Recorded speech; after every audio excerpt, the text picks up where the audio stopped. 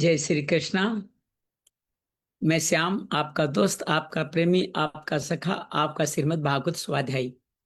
एक बार फिर 3 दिनों के विराम के बाद आज निर्जला एकादशी, अत्यंत शुभ दिवस के दिन, और हम सब लोग संयोग ऐसा बन रहा है कि आज के दिन इस छठा स्कंद जो पोषण का है, जो भगवान जिसको युति देते हैं उसका स्कंद, उस स्कंद का आज स्वाध्याय करने जा रहे हैं। जेठ शुक्ला निर्जला एकादशी के दिन आज 25 जून को हम आज के स्वाध्याय का प्रारंभ करते हैं। आज हम छठे स्कंद में प्रवेश करने वाले हैं।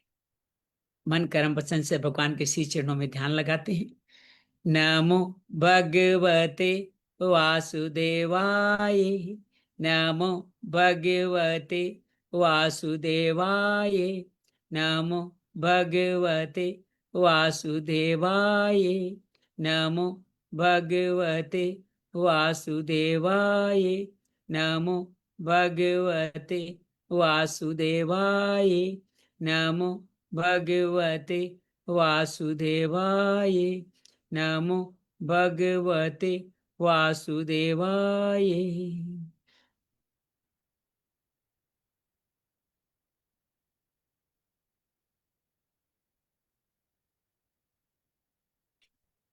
बस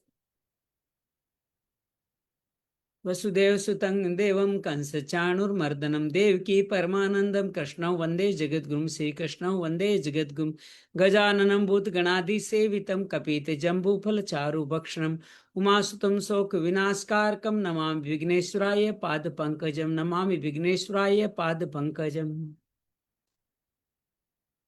ओम मित्राय नमः, रविये नमः, सूर्याय नमः, भान्वे नमः, खगाय नमः, पूष्णे नमः, हिरण्यगर्भाय नमः, मारीचे नमः, आदित्ये नमः, सावित्रे नमः, अर्काय नमः, भास्कराय नमः। सर्वमंगल मांगल्ये शिवे सर्वार्थ साधिके शरण्ये त्र्यंबके गौरी नारायणी नमोस्तुते, नारायणी नमोस्तुते। त्र्यंबकं यजामहे सुगंधिं पुष्टिवर्धनम् उर्वारुकमेव बन्धनान् मृत्युर्मोक्ष्य मामृता। अतुलित बलधामं हेमशैलाभदेहं धनुजवन कृशानुं ज्ञानिनाम् अग्रगण्यं सकल गुण निधानं वानराणां दिशं रघुपति प्रियभक्तं वात जातं नमामि, रघुपति प्रियभक्तं वात जातं नमामि। श्री विष्णु लक्ष्मी नारायणाभ्याम नमः, श्री उमा महेश्वराभ्याम नमः, ओम सचिव पुरंदराभ्याम नमः, ओम वाणी हिरण्यगर्भाभ्याम नमः। गुरुर्ब्रह्मा गुरुर्विष्णु गुरुर्देवो महेश्वरा, गुरु साक्षात् परम ब्रह्म तस्मै श्री गुरुवे नमः। श्री विष्णु वांग्मय स्वरूपाय श्रीमद् भागवत महापुराणाय नमः। श्री व्यास रूपाय कृष्णदेवपाय नाय नमः, श्री व्यास रूपाय सुखदेवाय नमः। श्री कृष्णार्पणमस्तु। कृष्णाय वासुदेवाय हरिये परमात्मने प्रणत क्लेश नाशाय गोविंदाय नमो नमः, प्रणत क्लेश नाशाय गोविंदाय नमो नमः। शांति शांति शांति। जय श्री कृष्ण। आज आप और हम सब मिलकर के आज के इस कार्यक्रम को प्रारंभ करने जा रहे हैं, जिस कार्यक्रम के माध्यम से हम सब मिलकर के आज के इस कार्यक्रम में जुड़ने वाले हैं।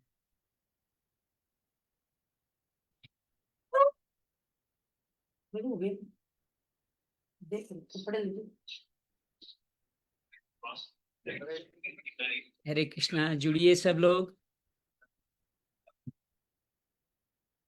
सब लोग जुड़े। हाँ, सब लोग जुड़े। श्रीमद् भागवत निर्जला एकादशी प्रारंभ हो रहा है, अब आइए जुड़ जाइए।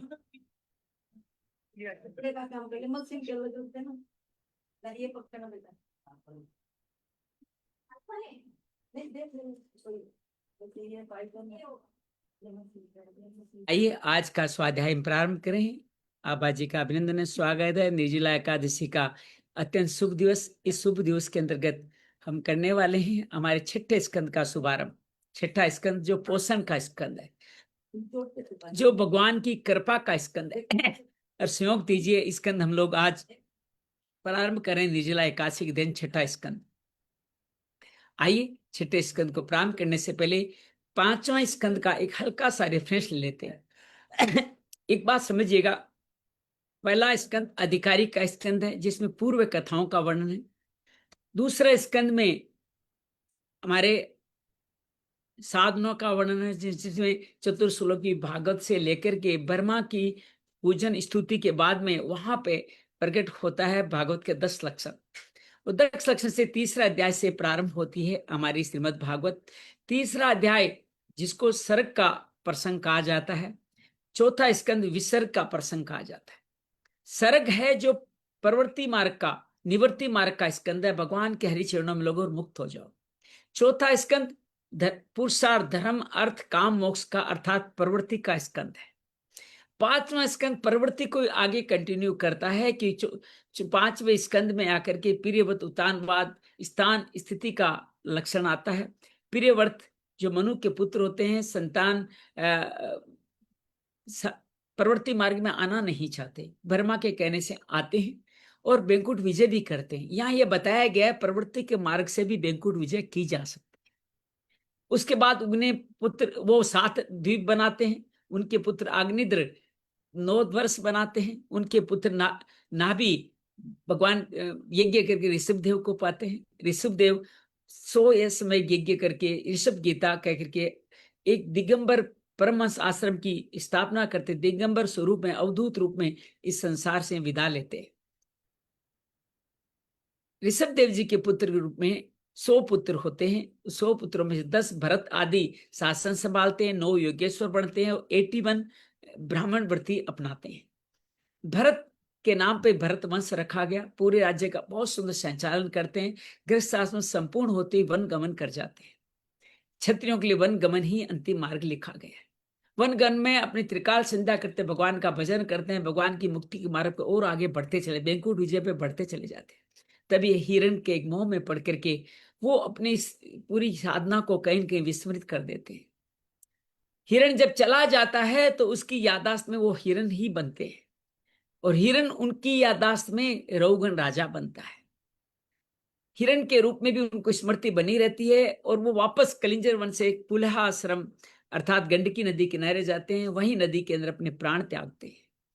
स्मृति के साथ ही ब्राह्मण, अंगिरा राशि ब्राह्मण के घर जड़ भरत के रूप में जन्म लेते हैं और जड़ भरत के रूप में भी वो मुक्त रहते हैं। कोई चीज लिखना, पढ़ना, सीखना तक भी नहीं बताते, न कुछ करते, किसी तरह कर्तव्य भाव में रहना ही नहीं चाहते, बस अपना ये योनि काट रहे हैं। दस्यु दल उनको लेके जाता है जब उनको बलि देने के लिए, तब भी वो शांत रहते हैं, माँ उनकी रक्षा करती है। फिर राजा रहुगण की पालकी में लग जाते हैं, कार की भांति, कोई शरीर है ही नहीं, वही बात समझते हैं। रहुगण को भवाटवी के माध्यम से बहुत सुंदर, भवाटवी के माध्यम से बहुत सुंदर उनको उपदेश देते हैं कि ये पृथ्वी, पार्थिव शरीर, ये काहार, तुम सब, ये सब के सब यही रह जाने वाले हैं। भगवान की भक्ति में 24 तत्वों का उपदेश देते हैं, भगवान की भक्ति में लगने को उपागत, अर्थात प्रवृत्ति से निवृत्ति मार्ग का यहाँ भी हल्का सा उल्लेख आया है। जड़ भरत के वंश की वर्णन की जाती है। जड़ भरत के वंश में गए आदि बहुत पुण्यात्मा होते, विराज प्या के वंश खत्म हो जाता है। अब ये कहा जाता है कि पृथ्वी, ये उत्तानपाद बड़े थे, प्रियव्रत बड़े थे, उत्तानपाद छोटे थे, तो प्रियव्रत का वंश पहले आ गया। लेकिन हल्का बात यह कि इन भरत वंश की पृथ्वी के बाद में पृथु आदि राजा हुए, ध्रुव आदि उसके बाद में हुए होंगे, ऐसा समझा जाता। पृथु तो उसके बाद में ही हुए होंगे और ये पूरा कार्य आगे बढ़ता है। उसके बाद में यहाँ पे पुराना प्रश्न पूछते हैं परीक्षित की, 7 द्वीप कौन से हैं, 9 वर्ष कौन से हैं? तो 7 द्वीप जो प्रियव्रत अपने 7 पुत्रों को दिए, उन 7 द्वीपों को जो अखंड ब्रह्मांड में है, जहाँ सूर्य, चंद्रमा, अग्नि, वायु, जल की आदि की पूजा की जाती है। 7 द्वीप बनते हैं, 7 राजा, 7 नदियों के 7 पर, तो 7 राजा उन पर पास करते हैं। और जो 9 वर्ष बनाते हैं आगे चल के अग्निद्र, उसमें भारत वर्ष, अजनाब वर्ष नाम दिया गया, जिसमें पूरा ब्रह्मांड आ जाता है। बाकी 8 वर्ष पृथ्वी से ऊपर ब्रह्मांड में स्थित है, जहाँ अनेक अनेक भगवान के अवतारों का पूजा अर्चन किया जाता है। हरि वर्ष में नरसिम्हा का प्रहलाद करते हैं, तो आपके किम पुरुष में राम जी का हनुमान जी करते हैं। ऐसे ही वराह अवतार का माँ पृथ्वी करती थी, इला वर्त में संकर्षण भगवान का श्री शंकर जी करते हैं। सबका अपना स्तुति का सुंदर मंत्र बताया जाता है। इतने 7 द्वीप 9 द्वीप की, 7 द्वीप और 9 वर्ष की गणना की जाती है। 9 वर्ष हमारे भारतवर्ष में नारद जी ब्रह्मा जी की स्तुति करते हैं और उसके बाद में इस भारतवर्ष का और विस्तार बताया गया, 6 द्वीप और बनते हैं और उसके ऊपर का लोगों की वर्णना की गई कि सूर्य की गति कैसे, सूर्य कैसे पुष्कर पर्वत से पूरे विश्व, मानसो उत्तर पर्वत से कैसे संचालन करता है। विभावरी, संयमनी और इंद्र आदि की पुरियों में भी वही रोशनी प्रदान करते हैं। सूर्य के एक आवागमन की गति जिस ग्रह में जितनी तो उस हिसाब से वहां का दिन कहा जाता है। दिन और रात, दक्षिण गोलार्ध, उत्तरी गोलार्ध सभी का सुंदर वर्णन किया जाता है। उस सूर्य से ऊपर नक्षत्र, नक्षत्र के ऊपर चंद्रमा है, जो चंद्रमा सूर्य से भी 15 गुना तेज गति से चलते हैं।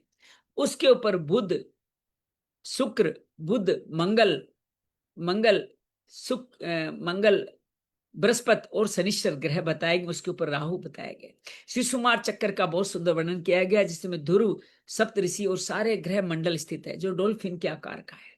शिशुमार चक्कर का सुबह शाम ध्यान करके आंख बन के स्तुति भी कर लो तो कल्याण हो जाता है। मंत्र भी आपके साथ हमने शेयर करने का प्रयास किया था। उसके बाद में ये सारे सब दीप गणना होता है। नीचे के पाताल लोक का वर्णन किया जाता है। अतल, सुतल, वितल, रसातल, तलातल, महातल और पाताल, जहां मय, दानव, तक्षक, वासुकी रहते हैं, और रसातल में बलि महाराज रहते हैं, जो प्रार्थना करते, जिनके द्वार की रक्षा करते हैं वामन अवतार में। रावण को भी वहां से भगा देते हैं, इतने बलि का प्रताप। बलि चिरंजीवियों में आते हैं, आज भी बलि हम सब के बीच में विद्यमान है। तो पाताल लोक के वर्णन के नीचे संकर्षण भगवान बताते हैं, जो 1000 नागों के फण में राई के दाने जैसी पृथ्वी रखी गई है। उनकी सब लोग आराधना करते हैं। बहुत अद्भुत प्रतापी है, जिन पे सारा संसार टिका, 15 लोग उन्हीं पे टिके गए। उस संकृष्ण भगवान की बर्मा के सामने नारद जी तुमरू बहुत सुंदर स्तुति करते हैं, जो समझने सुनने लायक है। ये स्तुति के बाद में नरकों का वर्णन होता है कि ये सब अलग अलग गतियां क्यों होती है, ऐसा सुखदेव पूछते हैं। तो कहते हैं नरक है दक्षिण दिशा में, पृथ्वी के ऊपर, जल के ऊपर, जहाँ पे पितर लोग और यमराज भी रहते हैं, और वहीं पे नरकों की गिनती की गई है। 21 + 7 28 तरह के नरक बताए गए, जैसे तामिस, अंध तामिस, रोरो, महारोरो, कुंभी पाक, कर्मी, वेतरणी नदी आदि, पयोनिद आदि महत्वपूर्ण प्रमुख है। जैसा हम कर्म करते हैं वैसा नरक में हमें फल भुगतना पड़ता है। मैं तो ये कहूंगा इस जन्म में भी भुगतना पड़ता है, और इस जन्म का ही हिस्सा कुछ बच जाता है। जो पाप बने रह जाते हैं वो उन नरकों में जाकर क्षीण होते हैं। पुण्य है तो ऊर्ध्व लोकों में, अर्थात मह, स्वर्ग, मह, भू, भुवः, स्वः, मह, जन, तप और सत्यम लोक तक हमारी गति जा सकती है। पाप पुण्य क्षीण होने पर वापस धरती पर आते हैं। जैसा कर्म करते हैं उसी तरह हमें प्रदान मिलती है।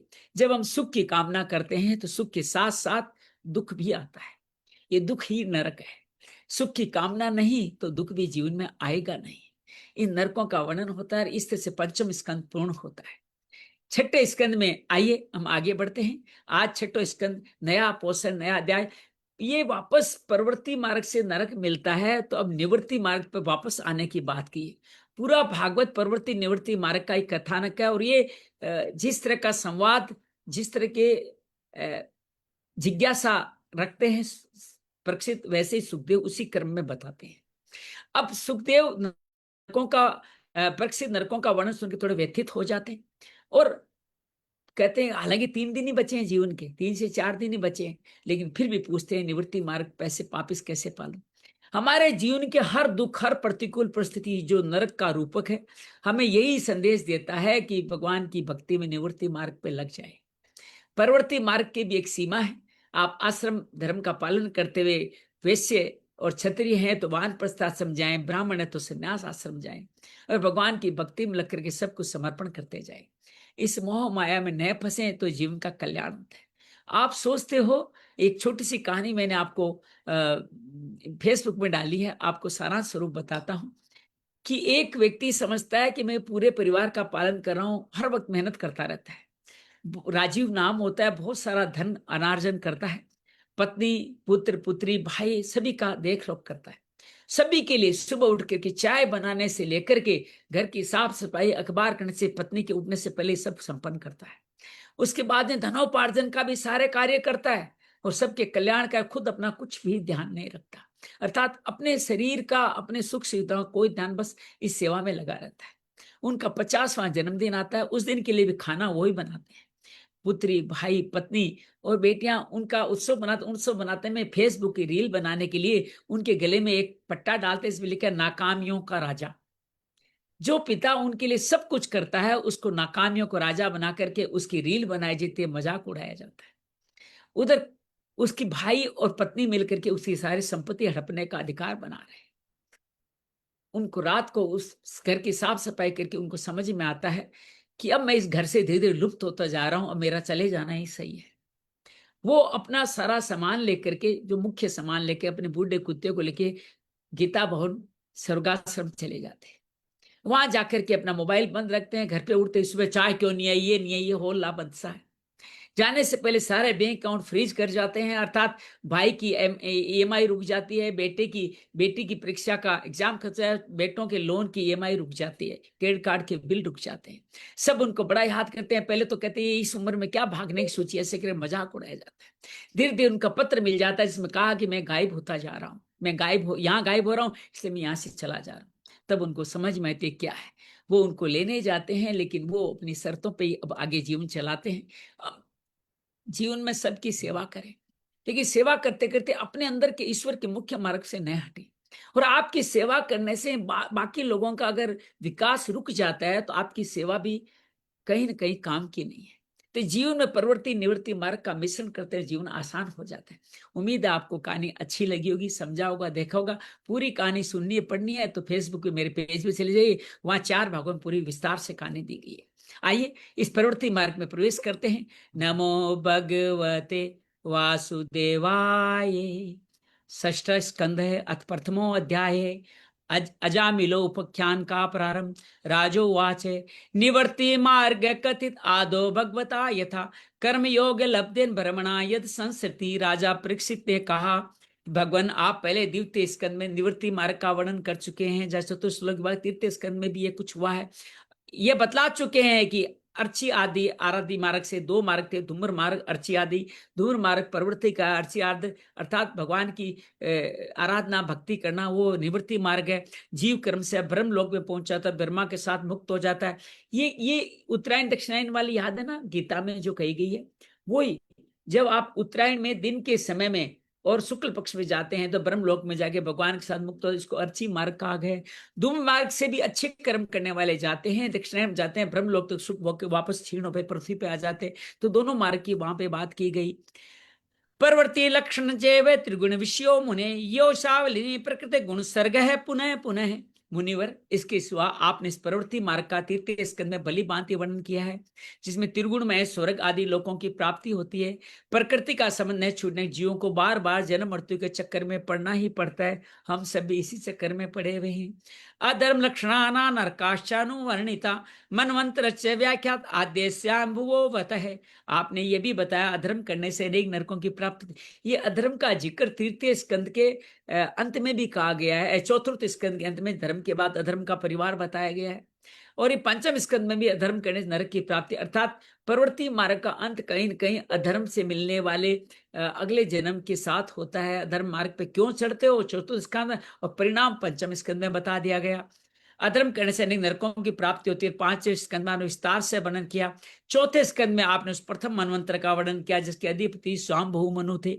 अब ये एक बार फिर बता दूं, ये कल सीता ने बहुत अच्छा ग्रुप में डाला है कि ये पूरा 1000 चतुर्युग का ब्रह्मा का एक दिन एक कल्प कहलाता है। उस कल्प में 14 मनु होते हैं, अर्थात 14 मनवंतर होते हैं। एक मनवंतर 71 चतुर्युगी का होता है। चतुर्युगी मतलब 4,32,000 का कलयुग, 8,64,000 रुपए का द्वापर, 12 लाख का वो, और 16 लाख का, कुल मिलाकर 43 लाख वर्ष का एक चतुर्युगी होते हैं। 43 लाख वर्ष के, इस तरह के 43 लाख वर्ष के 71 बीत जाते हैं तो एक मनु बदलता है। तो श्याम्भू मनु का शासन कितना बड़ा हो गया आप समझ सकते हैं। उसको मैं बताना चाहता हूँ, बहुत सारी घटनाएं घटी। आप सोचो ऐसी कैसे लाखों वर्ष तक की तपस्या करी, 1 अरब तक की तपस्या बता दी, 10,000 वर्ष तक प्रचेता तपस्या करते हैं, 10 लाख वर्ष शासन करते हैं, सब कैसे घट गया। तो उसी मनवंतर में, श्याम्भू मनु के मनवंतर में 71 इंटू 43 लाख का इतना बड़ा वो श्याम्भू मनु मनवंतर था, जिसमें 9-10 अवतार होते हैं, जिसके अंदर हमने सनकादि देखा, नारद देखा, आगे चल के आएगा हंस है गिरु भी उसी में आया था। फिर हमने कपिल अवतार उसके अंदर देखा। कपिल के बाद में हमने यज्ञ देखा, यज्ञ बाद दत्तात्रेय देखा, नर नारायण देखा, और उसी के अंदर आपने पृथु देखा, उसी के अंदर आपने ऋषभ देव अवतार देखा। ये सारे अवतार उस स्वांभव मनु के उसी कार्य में हुआ है। और आपने इसके अधिपति क्या थे? स्वांभव मनु। और आपने इसी क्रम के अंदर आगे वाले मनुओं के नाम भी देख लिए थे। चाक्षुष मनु दिखाई दिया था, और आगे 3 पुत्र आगे आए थे, जो उनको भी, जो अग्निद्र के पुत्र थे, वो भी आगे मनु में आ गए। अब ये 7वां मनवंतर चल रहा है। अभी क्या चल रहा है? 7वां मनवंतर चल, इसको वेवस्थ मनवंतर कहते हैं। वेवस्थ मनवंतर के राजा वेवस्थ कैसे उत्पन्न हुई, कहानी आगे आएगी। अभी तक जो घटना है वो घट चुकी है।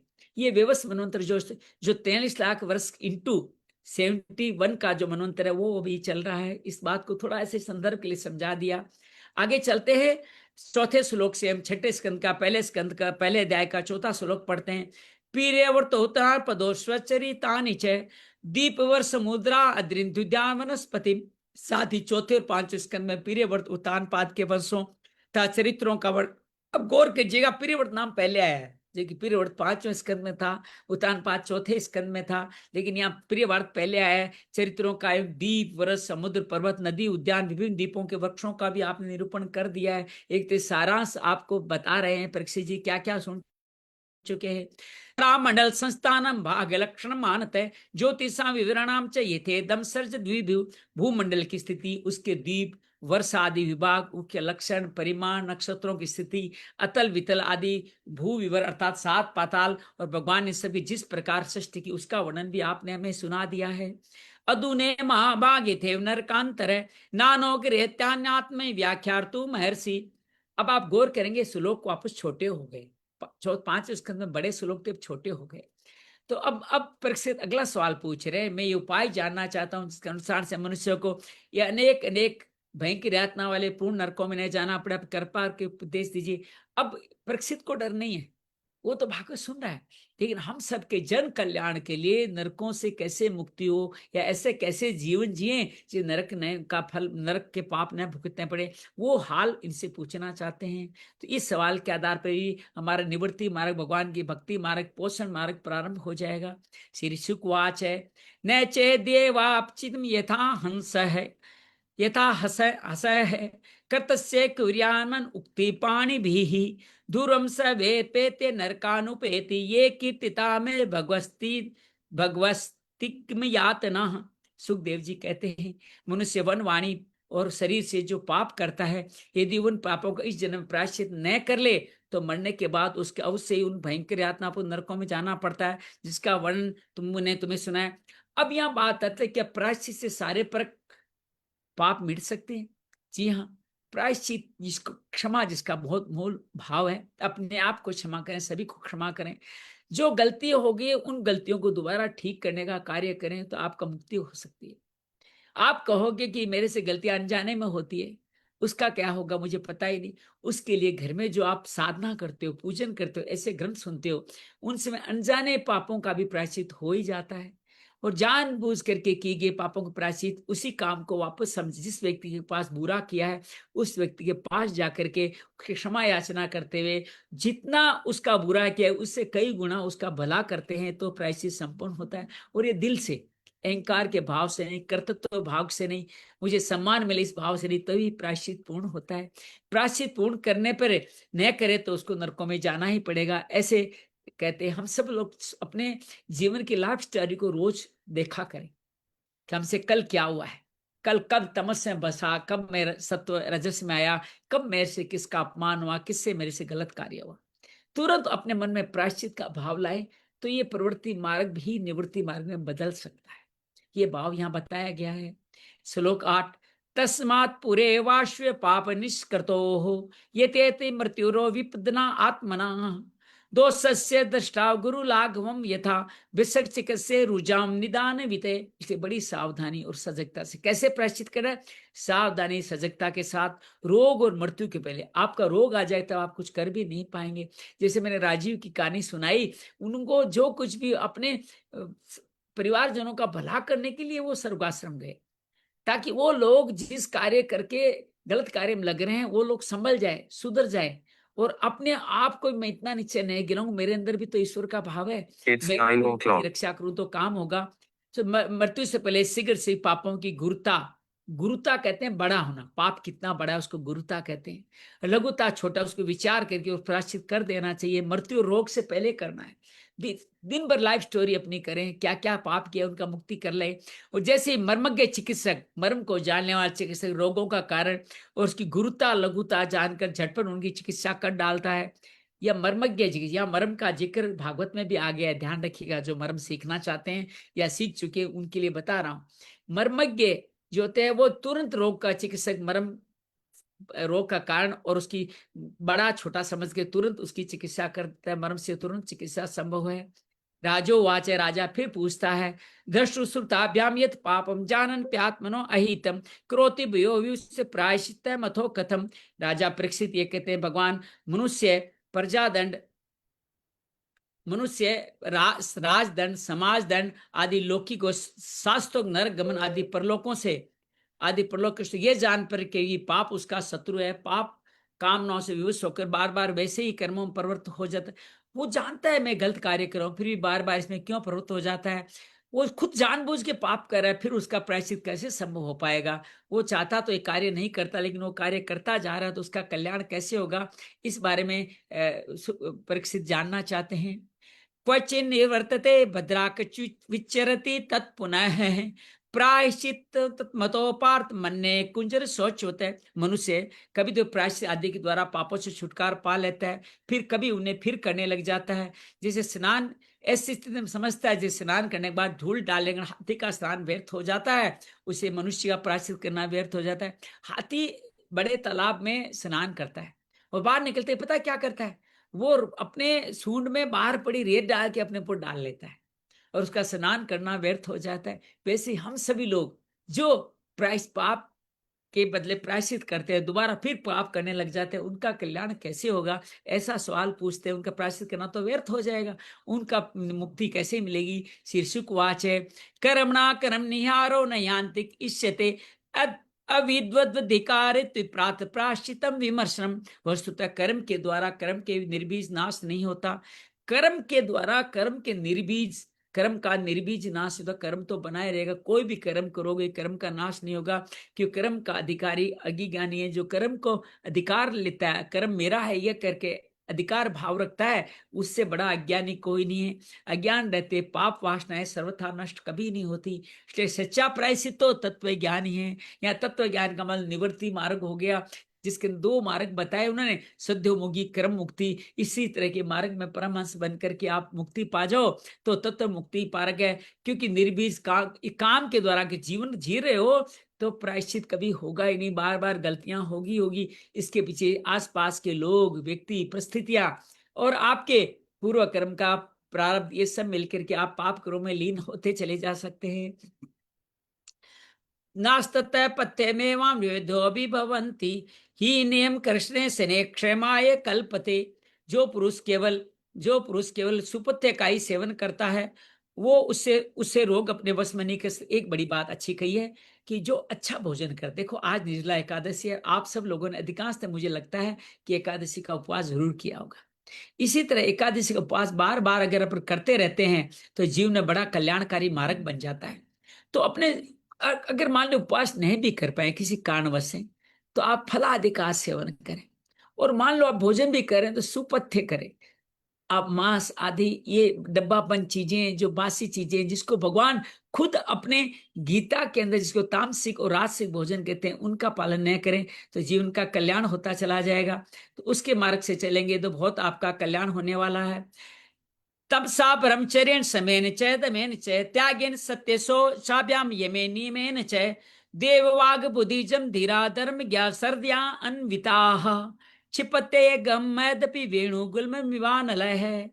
जैसे बांसों के झुरमुट में लगी आग बांसों को जला डालती है, उसी तरह धर्मज्ञ, उसी तरह उसी तरह धर्मज्ञ और श्रद्धावान धीर पुरुष तपस्या, क्या क्या साधन है हमारे पास में, तपस्या, अंगों को तपाना, ब्रह्मचर्य का पालन, इंद्रियों का दमन करना, मन की स्थिरता, दान, सत्य, बाहर भीतर की पवित्रता और यम में नियम, इन 9 साधन बताए। यम में 5 आ गए, वो 5 अलग से भी देती है, सत्य, अहिंसा, ब्रह्मचर्य, अस्त्य, अपरिग्रह। और नियम आ गए सोच, संतोष, तप, स्वाध्याय, ईश्वर, प्राणिग्रह, ये सभी चीजें यहाँ पे आ गई है। इसमें तप भी है, ब्रह्मचर्य है, इंद्रियों का दमन भी है, मन की स्थिरता भी है, दान है, सत्य है, सोच है, यम नियम। इन 9 साधनों से मन, वाणी, शरीर द्वारा किए गए बड़े से बड़े पापों को नष्ट कर देते हैं। अर्थात योगी बनना चाहते हो तो पहले यम नियम का पालन करो। यम दूसरों के साथ कैसे व्यवहार करते हो वो यम कहलाता है, और अपने लिए जीवन में क्या नियम बनाए वो नियम कहलाते हैं। तो यम नियम की महत्ता यहाँ बताई गई। निवृत्ति मार्ग के लिए केचित केवलया भक्त्या वासुदेव परायण अगम कुदवंती कार से निहारमी भास्कर। भगवान की शरण में रहने वाले भक्तजन जो बिरले ही होते हैं, केवल भक्ति द्वारा अपने सारे पापों को उसी प्रकार भस्म कर देते। सूर्य कोहरे को भस्म कर देता है, सूर्य आते कोहरा भस्म, वैसे ही आप अपने भक्ति के द्वारा अपने सभी कर पापों को भस्म कर सकते हैं। न तदा इग्वान राजन पुयत तप आदि भी यत कृष्णार्पित प्राणस्थ पुरुष निवेशिया। परीक्षित, पापी पुरुष को जैसे शुद्धि भगवान को आत्मसमर्पण करने से, उनके भक्तों का सेवन करने से, वैसी तपस्या आदि के द्वारा नहीं होते। भगवान का करो, भक्तों की सेवा करो तो आपकी मुक्ति हो जाएगी। तपस्या से भी नहीं, भगवान की भक्ति को सर्वोत्तम बताया गया है। सग्री चिनो हयम लोके पंथा क्षेमो कुतो भय सुशीला साधवो इत नारायण परायण। जगत में भक्ति का पंथ सर्वश्रेष्ठ, भय रहित और कल्याण स्वरूप है, क्योंकि इस मार्ग पर भगवत प्राण सुशील साधु जन ही चलते हैं। आप अगर भक्ति मार्ग पर चल रहे हैं राजकुमार जी तो आप साधु है, ऐसा कहा गया है। प्राचितानि चीर्णानि नारायण परांग मुखम न निष्पुनन्ति राजन सुरा कुंभ विपाक वगा। परीक्षित, जैसे शराब से भरे घड़े की नदियां पवित्र नहीं कर सकती, वैसे ही बड़े बड़े प्रायश्चित बार बार किए जाने पर भी भगवत मनुष्य पवित्र करने में असमर्थ है। कहते हैं शराब की भरी हुई बड़े घड़े को नदियां पवित्र, अगर शराब का भरा हुआ घड़ा अगर नदी में डालें तो क्या शराब पवित्र हो जाएगी? नहीं होने वाली है। उसी तरह बार बार प्रायश्चित करने पर भी जो भगवान विमुख, जो भगवान से विमुख लोग हैं, उनको पवित्र कोई भी प्रायश्चित नहीं कर सकता। भगवान के मुख होना ही सबसे बड़ा प्रायश्चित है। सकण मन कृष्ण पदारविंदयो निर्वेशितम तद्गुण रागी ये रिये न तयमं पासपत्र से तद भटाम स्वनेपि पश्यन्ति ही चीर्ण निष्कृता। जिन्होंने भगवत गुण अनुरागी मन मधुकर को भगवान श्री कृष्ण के चरणारविंद मकरंद का एक बार पान करा दिया, उन्होंने सारे प्रायश्चित कर लिए। भगवान के चरणों में सारे कर्म को श्री कृष्णार्पण मस्तु इतना भी रोज कह देते हैं, इदम इदम न ममे कृष्णार्पण अस्तु, ये मेरा नहीं है कृष्ण का है, तो प्रायश्चित हो जाते हैं। वे सपन में भी यमराज पासधारी दूतों को नहीं देखते, फिर नरक की तो बात ही क्या है। वो उनको कभी सपन में भी नरक नहीं, यमराज नहीं आते, नरक की बात ही क्या है। अथ चौदरंते मतिहासम पुरातनम दूताना विष्णु में स्वादस्त निबोध में। पर इसमें महात्मा लोग एक प्राचीन इतिहास कहते हैं, इसमें भगवान विष्णु यमराज के दूतों का संवाद है, तुम उससे मुझे सुनो। ये बड़ा अजामिल संवाद बहुत अद्भुत है उन लोगों के लिए जो कहते हैं पाप भी हैं फिर भी निवृत्ति कैसे हो जाएगी। कान्य कुब्जे दुजय कशी दासी पतिरिज अजामिल है नाम ना सदाचारो दास्या संसर्ग दूषित है।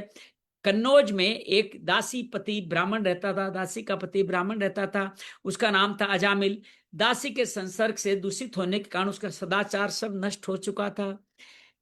बंदक्ष के तिवेश्वरियो ये गीतामृति महास्थित है विभ्रत कुटुंब सुचिरित्यात्मा से देन है। वह पतित कवि बटोयों को बांध कर उन्हें लूट लेता। ये कहानी लगभग आपको हमारे धुंधकारी से मिलती जुलती लगेगी। धुंधकारी ने भी तो यही किया था, कभी लोगों को जुए छल से हराता, किसी का धन धोखाधड़ी से लेता, किसी को चुरा लेता, अनेक निंदनीय वर्तियों का आश्रय लेकर के वो अपने कुटुंब का पेट भरता था, वो दूसरे प्राणियों को बहुत ही सताता रहता था।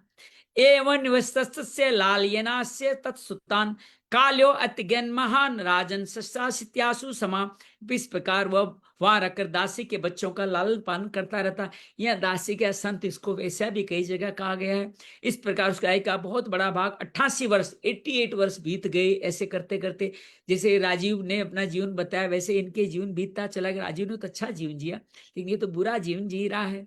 तस्य पर्यवश पुत्र दस्ते सामयो बालो नारायण नाना पितरोस दायितो वर्षम। बूढ़े अजमिल के 10 पुत्र थे, उनमें सबसे छोटे का नाम नारायण था। माँ बाप उससे बहुत प्यार करते थे। इसकी कहानी इस तरह भी कही गई, एक बार संत वहां आए, ब्राह्मण का घर ढूंढ रहे थे भोजन करने के लिए। सबने कहा अजामिल है, जानबूझ के मजाक करके अजामिल घर भेज दिया। उसको पता अजामिल तो गंदा नीच व्यक्ति है, उसके घर भेज दिया। अजामिल की पत्नी ने किसी तरह से उनके लिए, जो अजामिल ना घर आ गए तो लोग उनको, वो आके बैठ गए। एक तरह से उस पर कृपा करने ही संत आते आए थे। हम सबके घर में कोई संत पुरुष आता है, समझो हम पे कृपा करने आता है, हमारे कर्मों को देख के नहीं आता। उसके घर में आते हैं, उसको भोजन तो खिलाती नहीं है, आटा दाल देती है, ये लो बना लो, बाहर बाखड़ बोलते हैं, बाहर बैठ के बना लो। संत तो भोजन करते हैं और भोजन करके प्रसाद देते हैं उसको, उसके बेटे का नामकरण वो ही करके जाते हैं, नारायण की इसका नाम नारायण कर लो, यही प्रसाद के रूप में दिखे चले जाते हैं। हालांकि कोई सत्कार स्वागत अजामिल ने नहीं किया, न दासी ने किया, बस उनका भोजन पा करके उनको नारायण नाम देख के चले गए। यहाँ उसी का नाम नारायण बताया गया। माँ बाप उससे छोटा होने का बड़े प्यार करते हैं। सप्रदत तस्मिन वर कलमा कल भाषिणी निरीक्षण माणस्तला मुदे जठो वर्षम वर जामिल अत्यंत मोह कारण संपूर्ण हृदय बच्चे नारायण को सौंप दिया। बच्चे की तोती बोली सुनकर बाल स्वरूप खेल खेल कर फुला नहीं समाता था। भुंजान पर विदन खाद न बालक स्नेयंतित भोजन पायन मुरो न वेदांत गया मंतकम। अजामिल बालक के स्नेह बांस में बंध गया, जब खाता तो उसे भी खिलाता, कैसे जैसे जड़ बर्द हरिण के मुंह पास में बंध गए थे, पानी पिता उसे पिलाता। इस प्रकार वह अतिशय मूड हो गया, बहुत बुरुक हो गया, उस बात का पता ही नहीं चला कि मृत्यु मेरे सिर पर आ पहुंची। हम सब लोग ऐसे ही जीवन मोह माया में लगे रहते, लोगों को रोज मरते देखते, लेकिन ये मानते नहीं कि हम मरने वाले, रोज उन्हीं कर्मों में लगे रहते हैं। स वर्तमानोग्यो मृत्यु काल उपस्थित मतिम च कारतन्य बाले नारायण हवे। जब और किसी प्रकार अपना जीवन बिता रहा था, मृत्यु का समय आ पहुंचा। वह अपने पुत्र बालक नारायण के संबंध में ही सोचने लगता, लेकिन उसके मन में वापस नारायण नारायण ही गूंज रहा था, कि उसके अलावा कुछ सोचता ही नहीं था। स पा संस्था दुष्टा पुरुषान भ्रसुदारुणाम वक्रतुंडान उदुर्वय रोमण आत्मान ने तुम आगता। इतना ही अजामिल ने देखा, उसे ले जाने के लिए अत्यंत भयावह 3 यमदूत आए हैं, उनके हाथों में फांसी है और मुंह टेढ़े टेढ़े, शरीर के रोए उखड़े हुए, ऐसा उसने देखा मृत्यु के समय से पहले। कहते हैं दिख जाता है कि मेरे की गति कैसे होने वाली है। दूरे किरण का सक्तम पुत्र नारायण वयम प्लावित स्वर्णो चिरवाजु आकुल इंद्रिय। बालक नारायण वहां से कुछ दूरी पे खेल रहा था, यमदूतों को देखकर अजामिल व्याकुल हो उठा, बहुत ऊंचे स्वर से पुकारा, नारायण नारायण नारायण नारायण, ऐसे पुकारा। निस्सम्य मिरियमान से बुरुतो हरि कीर्तनम बर्तु नाम आरजा पार्षदा ससा है पतन। भगवान के पार्षद देखा कि मरते समय हमारी स्वामी भगवान नारायण का नाम ले रहा है, उनके नाम का कीर्तन करा, जबकि वो नारायण बेटे का नाम ले रहा था। बड़े वेग से भगवान के पार्षद भी वहां आ पहुंचे। विक्रस्तो अंत हृदयादासी पति अजामिलम यम प्रस्यान विष्णुदूता वारी यमासुरोजसा। यमराज के दूत दासिक तेजमल के शरीर से उसके सूक्ष्म शरीर को बाहर खींच रहे थे। विष्णुदूतों ने रुक जाओ, थम्बा, रुक जाओ, विष्णुदूतों ने बलपूर्वक रोक दिया। उच्चूर्ण से दास्ते व्यवस्थ पूरे सरा के यूं प्रतिष्ठित द्वार धर्मराज से शासनम। उनकी रोकने पर यमराज के दूतों ने कहा, अरे धर्मराज क्या क्या निषेध करना, तुम लोग हो कौन? वो पहचाने नहीं, नारायण के पार्षद हैं। कस्य वा कुत आया था कस्मादस्य निषेध था किम देवा उपदेवता वा युम की सिद्ध सत्मा। आप किसके दूत हो, कहां से आए हो, हमें क्यों रोक रहे हो, क्या आप कोई देवता उपदेवता सिद्ध श्रेष्ठ हो, ऐसा पूछते हैं। सर्वे पद्म पलासाक्षा पीत कोशे वास से किरीटी न कुंडलिनो तत् लसत पुष्कर मालिने। हम देखते हैं आप सबके नेत्र कमल दमल के समान कोमलता से भरे हुए, पीले पीले रेशमी वस्त्र धारण के, तुम्हारे सिर मुकुट है, कानों में कुंडल है, गलों में कमल के हार लहरा रहे हैं। सर्वे च नूतन वैश्य सर्वे चारु चतुर्भुजा धनुनिष्ठा संगीत दास शंख चक्रा अंबुज श्रिय। सबसे नई वस्त्र, सुंदर चार। देखो ब्रह्म भगवान के लोक में जो रहते हैं ना, उन सब भगवान के सारूप्य होते हैं, उनके जैसा ही रूप होते हैं। वैसा ही वैसी 4 भुजाएं, शंख गदा पद्म है। 8 भुजाएं बताए, बल्कि धनुष तरकस तलवार आदि गदा भी आपके सुशोभित है। दिशो वितिरामलोका कुरुन स्वेन रोचिसा किम धर्मपाल से किंगरातो निषेध है। तुम लोगों की अंग कांति दिशाओं का अंधकार और प्रकाश, प्राकृत प्रकाश भी दूर हो रहा है। हम धर्मराज के सेवक, तुम हमें क्यों रोक रहे हो? श्री सुखवाच है, सुखदेव जी ऐसा बोल रहे हैं। इत्युक्त यमदूते वासुदेवोक्त कारिणे तान प्रसिद्ध मेघ निर्दया गिरा। प्रसिद्ध यमदूतों ने इस प्रकार कहा, तब भगवान नारायण के आज्ञाकारी पार्षद हंसकर मेघ के समान गंभीर वाणी में इस प्रकार का भगवान के दूत बोलते, विष्णु दूता उच्च युं वे धर्मराज से निषेध कार्य धर्मस्य नस्तुम धर्मस्य लक्षण। भगवान के पास उनका यमदूतो, ये तुम लोग सचमुच धर्मराज की आज्ञाकारी हो तो हमें धर्म का लक्षण, धर्म का महत्व सुनाओ। कथं स्विदम गृहीते दंड की वहां से स्थान पी अपि स्तम दंडयाः कम कारिण सर्वे ओह स्वित किति चिन्ह नणाम। दंड किस प्रकार दिया जाता है, दंड का पात्र कौन है। मनुष्य में सभी पापाचारी दंडनीय है अथवा उनमें कुछ ही है। अब उनसे परीक्षा ले रहे हैं कि दंड किसको दिया जा सकता है, कौन पात्र कौन है। सभी पापाचारी, क्या सभी पाप करने वाले दंड के अधिकारी, या कुछ अलग भी ये नियम है। यमदूता ऊचु यमदूत कहते हैं वेद प्रणीतो धर्मो ये धर्मस्य द्विपरीय वेदो नारायण साक्ष्यम भूति सश्रुम। वेदों ने जिन कर्मों का विधान किया है वे धर्म है, और जिनका निषेध किया है अधर्म है। वेद में जो कर्म करने को कहा वो धर्म है, जो नहीं निषेध किया वो धर्म है। वेद भगवान के स्वरूप है, उनके स्वाभाविक श्वास प्रश्वास स्वयं प्रकाश ज्ञान है, ऐसा हमने सुना है। ये न स्वाधामनि भावा रज सत्व तम मोह गुण नाम क्रिया रूपे विभाव्यन्ते यथा तथम। जगत के रजो मन सत्व मन तमो में सभी पदार्थ सभी प्राणी अपने परम आश्रय भगवान में स्थित रहते हैं। वेद ही उनके गुण नाम कर्म रूप आदि के अनुसार उनका यथोचित विभाजन करते हैं। कैसे विभाजन करते हैं, 4 वर्ण आश्रम में। शिरोग्नि खम मरुद गावह सो में संध्याहनि दिशह कम कुह कालो धर्म हिति हेते देश साक्षिण है। जी शरीर मनोवृत्तियों जितने कर्म करता है उसके साक्षी कौन रहते हैं। हम जो भी काम, आप सोचते हो कोई नहीं देखता, कौन कौन देखता है। सूर्य देखता है, अग्नि देखता है, आकाश देखता है, वायु देखता है, इंद्रियां देखती है, चंद्रमा, संध्या, रात, दिन, दिशाएं, जल, पृथ्वी, काल और धर्म, ये सारे आपके हमेशा साक्षी रहते हैं। आप हर काम के लिए क्यों, भगवान इन्हीं की आंखों से हम सबका कर्म देखते हैं, और यमराज भी ऐसे ही देखते हैं। एतर धर्मो विज्ञात स्थानम दंडस्य युज्यते स्वकर्मानुहृदय दंडरमयति कारण। उनके द्वारा अधर्म का पता चल जाता है और तब दंड के पात्र का निर्णय होता है। पाप कर्म करने वाले सभी मनुष्य अपने अपने कर्मों के अनुसार दंडनीय होते। ये 10 देवता याद रखिएगा। संभवती भद्राणी विपरीतानि चानघा कारिणम गुण संगो से देवान यह कर्म करता है। निष्पाप पुरुषों, जो प्राणी कर्म करते हैं उनके गुणों से संबंध रहता ही है। ये सभी से कुछ पाप और कुछ पुण्य होते ही हैं, और देवान होकर कोई पुरुष कर्म के बिना रह नहीं सकता, ऐसा यमराज कह रहे हैं, यम के दूत कह रहे हैं। ये नहीं आवान यथा धर्मो धर्मो वे सभी हित सैव तत्फलम भुंगते तथा तावद मूत्र वे। इस श्लोक में जो मनुष्य जिस प्रकार का जितना अधर्म या धर्म करता है परलोक में उसका उतना ही वैसा फल भोगता है। यही नरकों वाली बात यहाँ फिर आ गई। ये थे देव प्रवास्त्र विद्या मूल बते भूतेषु गुण वैचिर्या तथा ध्यान मीयते। देव शिरोमणि और सत्व रजस तमस तीनों गुणों के भेद के कारण इस श्लोक में भी 3 प्रकार के प्राणी दिखते हैं। पुण्यात्मा, पापात्मा और पुण्य पाप दोनों से मिश्रित, अर्थात सुखी दुखी सुख दुख दोनों से युक्त। वैसे परलोक भी उसकी त्रिविधता, परलोक में भी उसकी त्रिविधता का अनुमान किया जाता है। अब पुण्यात्मा कहाँ जाएंगे, स्वर्ग आदि लोग। पापात्मा जाएंगे नीच वाले, जो मिश्रित है मनुष्य लोक में आ जाएंगे, जिनको रजस भी कहा गया है। ये भाव यहाँ दोबारा कहा गया है। वर्तमान अनियो कालो गुणा भी ज्ञापको यथा एवं जन्म आयतो तद धर्मा तधर्मा धर्म निदर्शनम। वर्तमान समय भूत और भविष्य का अनुमान करा देता है। अभी जो आपका समय चल रहा है वो भूत में जो किया वही वर्तमान में करोगे, वर्तमान में जो करो उसी का फल भविष्य में मिलेगा। वैसे वर्तमान जन्म के पाप पुण्य भी भूत और भविष्य जन्मों के पाप पुण्य का अनुमान करा देते हैं। अभी आप जैसा जीवन जी रहे हो आपको आइडिया लग जाएगा हम नरक में ही जाने वाले हैं या किस पुण्यों के कारण किस लोक में जाने, हमें आइडिया लग जाता है। इसलिए तो हम धीरे धीरे उम्र के बाद में अपने आप भगवान की भक्ति के भाव में आ जाते हैं कि हमें आइडिया लगता है कि हमें कुछ न कुछ गलत तो हमसे हुआ है। मन से पुरे देव सूर रूपम विपश्यति अनुमीमांसते अपूर्व मनसा। भगवान जय हमारे स्वामी अजन्मा भगवान स्वर्गीय यमराज सबके अंतःकरण में विराजमान रहते हैं। मन से ही सबके पूर्व रूपों को देख लेते हैं, साथ उनके भावी स्वरूप का विचार भी ऑटोमेटिकली एआई की तरह बैठे हैं यमराज हमारे में, वो सब कुछ हमारा देख लेते हैं, अपने आप निवारण कर आपका स्थान बना देते हैं।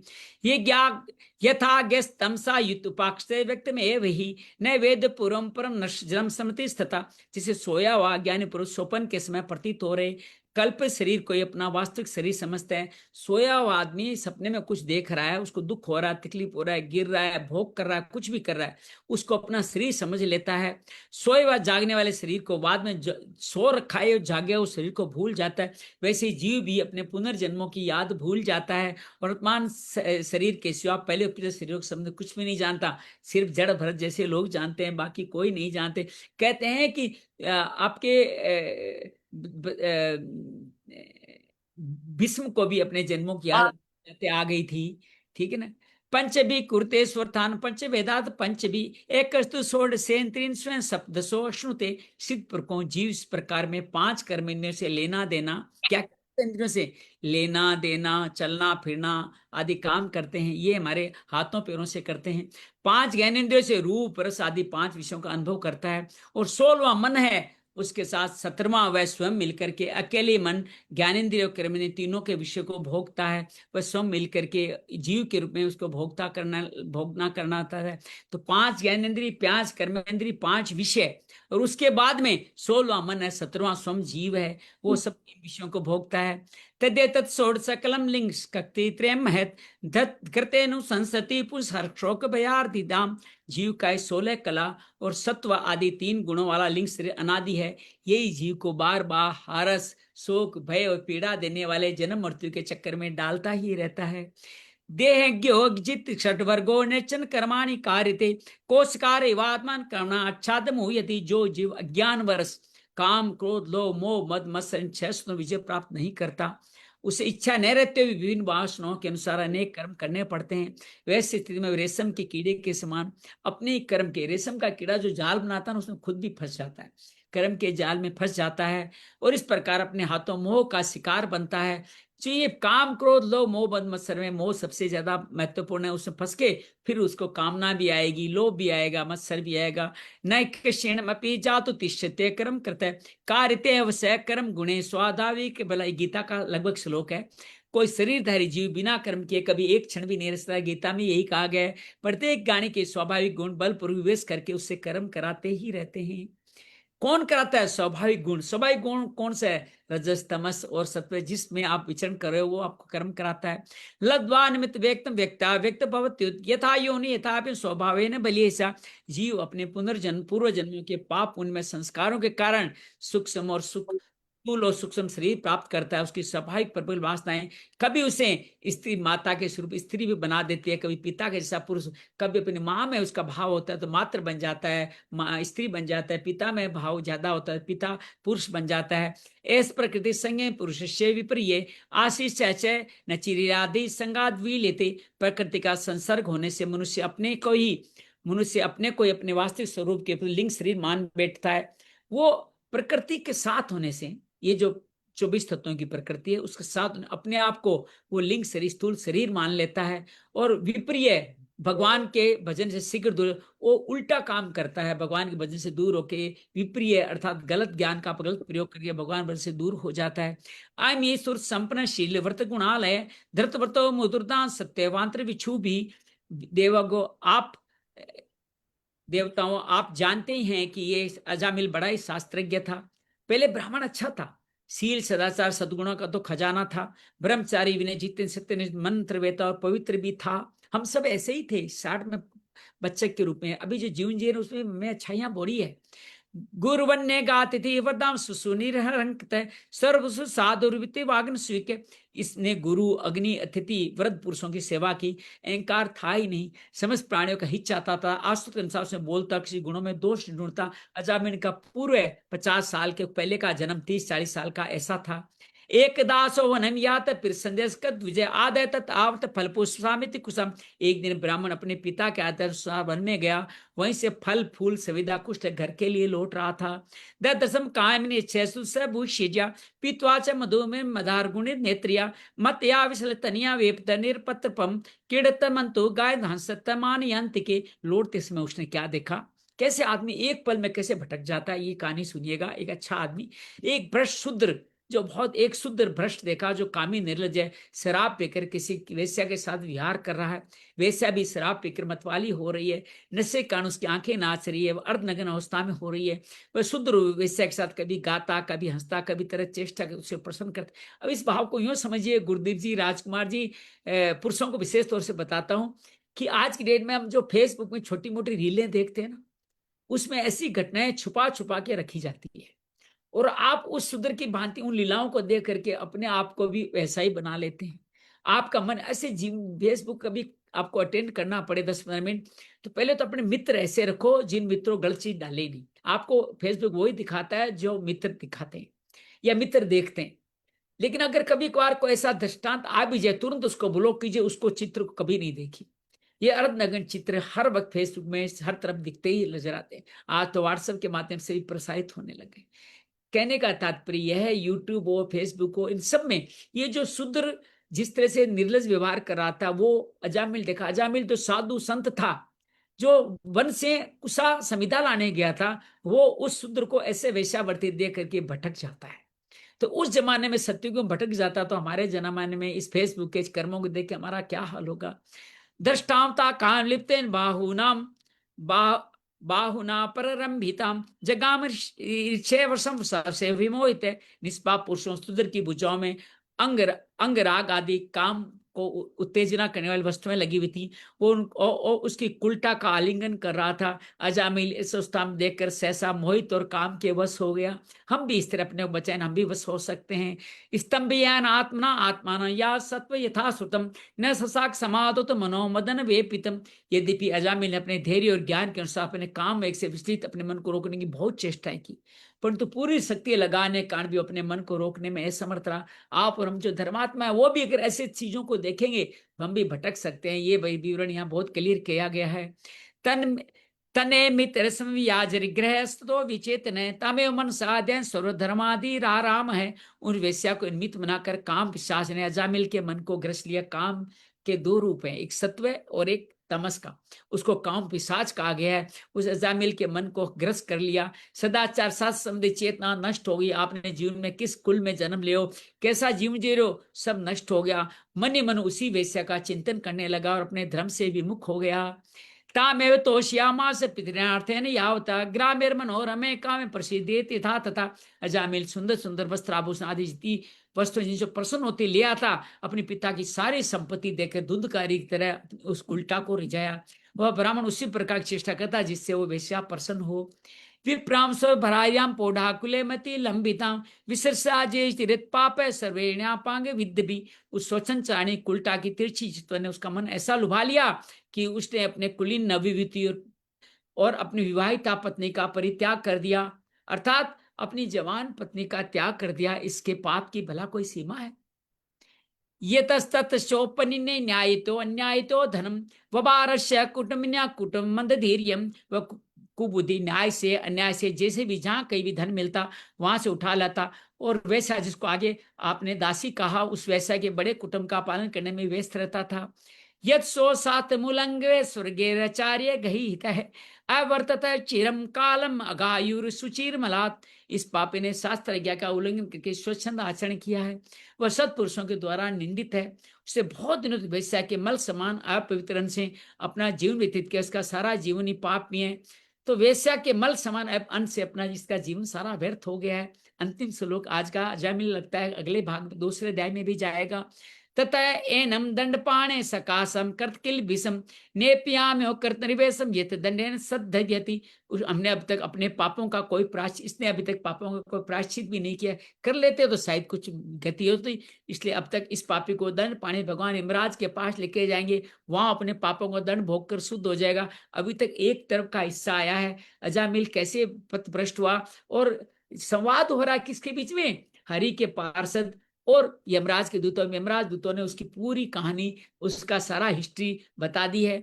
इति श्रीमद्भागवते महाप्राणे पारमहंस्या सहिताम षष्ठ स्कंदे अजमिलोख्याने प्रथमो अध्याय। श्री कृष्णार्पणमस्तु।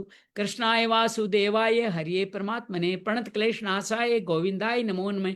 प्रणत क्लेश नाशाय गोविंदाय नमो नमः। आराम से पैरों को हिला डुला करके शरीर को स्थिर कर ले, आराम से विराजित हो जाए। ड्राइविंग नहीं कर रहे हो तो धीरे से अपनी आंखें अर्धनमीलित या पूरी बंद भी कर सकते हैं। ये मानव शरीर हमें हमारे प्रारब्ध कर्मों के आधार पर मिला है। ये लिंग शरीर, इसमें 5 ज्ञानेंद्रियां, नासिका, जीभ, आंखें, त्वचा और कान, 5 कर्मेंद्रियां, हाथ, पैर, मुख, उपस्थ और पायु, 5 इन 10 इंद्रियों के द्वारा विषयों का भोग करते हैं। गंध, रस, रूप, स्पर्श और श्रवण। 16वां मन और साथ में उसके साथ मिला हुआ है हमारा ये जीव जो भगवान का अंश है। धीरे धीरे हम शरीर को ही अपना जीवन समझने लगते हैं, तो अपने इस भगवान रूपी जो अंश, भगवान के अंश रूपी जो जीव है उसको भी इन्वॉल्व कर लेते हैं।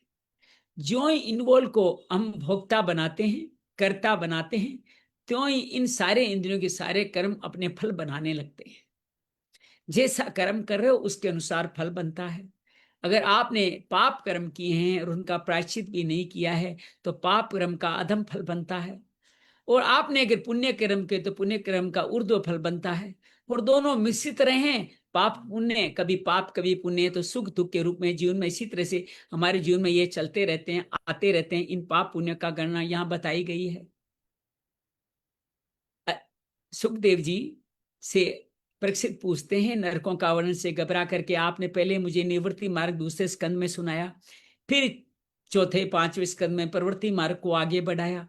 प्रवृत्ति मार्ग के द्वारा आपने नरकों का वर्णन भी बताया कि गलत कर्म करेगा तो आपको नरक आदि में जाना पड़ेगा।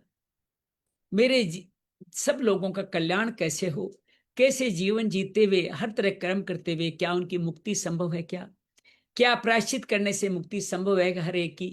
कहते हैं कि प्रायश्चित करने के बाद में अगर वापस दोबारा वो कर्म न करो तभी वो प्रायश्चित कामयाब होता है।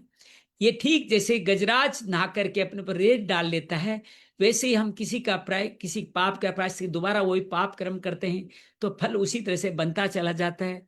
अनजान में किए हुए पापों का प्रायश्चित आप पूजन आदि जो आराधना साधना करते हैं, वंदना करते हैं, उनसे आपका संपूर्ण हो जाता है। तो वो पूछना चाहता है कि ऐसे व्यक्तियों का कल्याण कैसे होगा। सुखदेव जी कहते हैं कि इस लिंग शरीर में रहता हुआ आदमी अपने जीवन का जैसा कर्म करता है वैसा उसको फल मिलता है, लेकिन अंत समय में भी किसी भी समय में अगर भगवान का भक्ति मार्ग ले लेता है, भगवान की आराधना साधना करता है, तो वो पापी से पापी व्यक्ति भी मुक्त हो सकता है। इस संदर्भ में अजामिल उपाख्यान बताते हैं कि अजामिल नाम का एक पुत्र, एक ब्राह्मण पुत्र होता है। अपने जीवन में सारे वेद आदि ग्रंथ आदि पढ़ता है, सारे ब्राह्मण के कार्य करता है, पिता की सेवा करता है। पिता यज्ञ करते हैं तो उनके उषा समिधा लाने जंगल में भी जाता है। अपनी सुंदर नवयुवती नवविवाहिता पत्नी के साथ बहुत सुंदर सात्विक जीवन जी रहा होता है। रास्ते में आते समय एक जंगल के बीच में उनको एक नराधम, एक वेश्या के साथ गलत कार्य करता दिखता है। उस गलत कार्य को देख करके वो बच नहीं पाता, उसका मन उसमें लीन हो जाता है, और मन लीन होते ही उस वेश्या को पाने की इच्छा होती है, और फिर धीरे धीरे उस वेश्या के संसर्ग में जाता है, अपने पिता की संपत्ति नष्ट करता है, अपनी पत्नी को भी छोड़ देता है, वेश्या और वेश्या के परिवार को पालने के लिए अपना सारा धन व्यस्त कर देता है। इसी वेश्या से उसके 10 पुत्र पैदा होते हैं। अब 88 वर्ष का जामिल हो चुका है, वृद्ध हो चुका है, मृत्यु के पास आए, भोग वासनाएं अब जीवन में कार्य नहीं करती है। उसके 10-15 साल पहले उसके घर में संत आते हैं, जो अच्छे कर्म किए थे पहले उसके आधार पर संत उसके घर में आते हैं। कोई व्यक्ति उनको ब्राह्मण घर पूछते हैं, उनके घर भेज देते हैं। ब्राह्मण आता है तो वैश्य के द्वारा सत्कार सम्मान तो नहीं किया जाता, अजामिल भी कुछ नहीं कहता, सिर्फ उसको अन्न वगैरह दे दिया जाता, खुद ही खाना बना लो। सारे संत उससे भोजन बनाते हैं। जाते जाते उसके पुत्र को, छोटा पुत्र जब भी उत्पन्न हुआ है, उसका नारायण नाम रख करके चले जाते हैं। यही संतों का उसका कल्याण होता है। 88 वर्ष का वो वृद्ध बार बार उस पुत्र के मोह में पड़ा रहता है, खाना पिलाना जो जड़ भरत हिरण के मोह में था, इसलिए पुत्र के नारायण के मोह में पड़ा रहता है, हर वक्त नारायण नारायण के साथ ही जीता गाता रहता है। अचानक उसको देखते हैं कुछ यमदूत फांसी लेकर के क्रूर व्यक्ति मेरे पास आए हैं, और उनको देख के फिर घबराता है और बार बार नारायण नारायण नारायण नारायण दोहराता है। नारायण दोहराते ही वहां पे भगवान के हरि के पार्षद भी आ जाते हैं। जैसे ही ये यमदूत उसके प्राण से स्थूल शरीर में से सूक्ष्म शरीर खींच रहे होते हैं। हरि के पास से रोक ले, तुम कौन हो, कहाँ से आए हो? तो कहते आप कौन हो? लगते तो भगवान के स्वरूप हो, आपके अष्टभुजा है, पीताम्बरधारी है, आप सदपुरुष लगते हो। हम यमराज के दूत हैं, हमारा कार्य यही है कि हम सब मिलकर के जो जैसा कर्म करता है उसके हिसाब से उसका भगवान के द्वारा निर्धारित उसको फल प्रदान करते हैं। और ये कहते हैं दसों दिशाओं के देवता में सूर्य, चंद्रमा, पृथ्वी, जल, अग्नि, वायु, आकाश, ये दिशाएं सब मिलकर के इन पापों का दर्शन करके यमराज को उसका संदेश भेजती रहती है। यमराज स्वयं हृदय में, यमराज भगवान का स्वरूप बन गए। भगवान ने गीता में कहा है यम के रूप में मैं ही हूँ। तब अगर हृदय में विराजित, वो भी सबकी बातों को जानते हैं, उसी के आधार पर, उन कर्मों के आधार पर उनका फल निर्धारित होता है। उस फल निर्धारित पाप कर्मों का प्रायश्चित नहीं किया गया तो हम सब लोग उसको दंड देने के लिए इसको उठा के ले जाने आए हैं। इस तरह से अजामिल के साथ यमदूतों का भगवान के पास का संवाद होता है। श्रीमन नारायण नारायण नारायण, भजमन नारायण नारायण नारायण। सुखदेव व्यास जी परीक्षित नारायण नारायण नारायण, निवृत्ति मार्ग परीक्षित वाच नारायण नारायण नारायण, नरक आदि से निवृत्ति मार्ग नारायण नारायण नारायण। द्वितीय स्कंद प्रवृत्ति मार्ग, चतुर्थ पंचम स्कंद प्रवृत्ति मार्ग। नरक आदि से कैसे बचे? परीक्षित वाच है, सुखदेव वाच है, भगवत भजन यम नियम पालन ही एकमात्र उपाय, नारायण नारायण नारायण। जो यम नियम पालन न करे, नरक प्रायश्चित न करे, नरक आदि गमन, नारायण नारायण नारायण। ईश्वर भक्ति समर्पण एकमात्र मुक्ति साधन, नारायण नारायण नारायण। भगवत नारायण नाम, नारायण नारायण नारायण, अजामिल उपाख्यान, नारायण नारायण नारायण। ब्राह्मण पुत्र सदाचार्य अजामिल, नारायण नारायण नारायण। नवविवाहिता पत्नी धर्मा, नारायण अजामिल, नारायण नारायण नारायण। नरादम वेश्या दर्शनम, नारायण नारायण नारायण। अजामिल काम वासना कृष्ण, नारायण नारायण नारायण। पिता संपत्ति पत्नी त्यागम, नारायण नारायण नारायण। भोग विलास समर्पण, नारायण नारायण नारायण। संत आदि आगमन पुत्र नाम, नारायण नारायण नारायण नारायण समर्पयामि। वृद्धावस्था अजामिल, नारायण नारायण नारायण। यमदूत आगमन, नारायण नारायण नारायण। पुत्र वाच, नारायण नारायण नारायण। श्री हरि दूत आगमन, नारायण नारायण नारायण। पीताम्बर अष्टभुजधारी हरि पार्षद, नारायण नारायण नारायण। यमदूत नारायण नारायण नारायण। यमदूत दसों दिशा यमराज, कर्म निदान दर्शनम, नारायण नारायण नारायण। प्रायश्चित न प्रायश्चितम न यम नियम करम, यम नरकादि गमन, नारायण नारायण नारायण। ऊर्ध्वगरम पुण्यगरम, पाप गरम अधोगरम, अधोगति,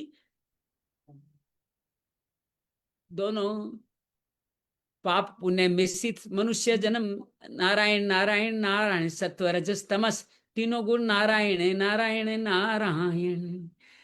यमदूत श्री हरि समाद, नारायण नारायण नारायण। श्रीमन नारायण नारायण नारायण, बजबन नारायण नारायण नारायण। श्री कृष्णार्पणमस्तु।